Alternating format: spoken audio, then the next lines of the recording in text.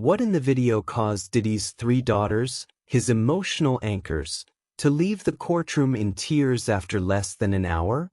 A lot of the people inside had to put their head down because they were having a hard time watching that video.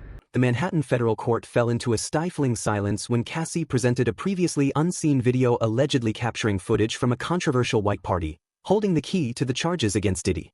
According to the prosecutor, this evidence could completely alter the course of the trial and unveil secrets the Combs family had desperately tried to keep hidden. From the very first moments, the atmosphere in the courtroom shifted dramatically. D'Lila frantically shielded Jessie, her twin sister's eyes.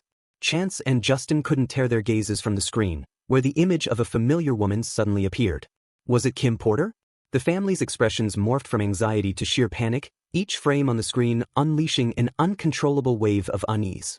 In an instant, the three daughters stood, clung to each other, and quietly fled the courtroom.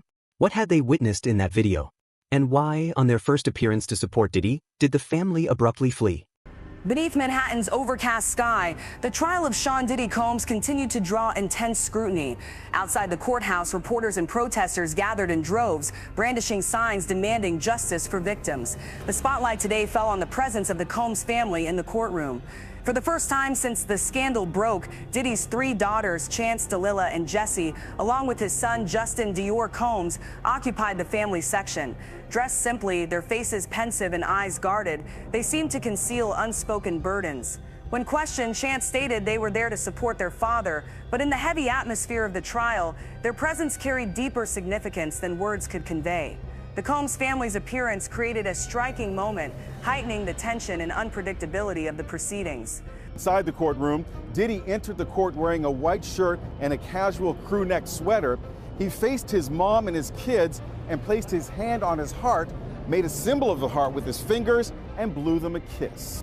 The courtroom was enveloped in a taut silence, pierced only by the faint rustle of documents and the subdued breaths of those present. Cassie Ventura stood beside her attorney, her gaze steadfast, hands clasped tightly as if to fortify her resolve against the weight of the proceedings.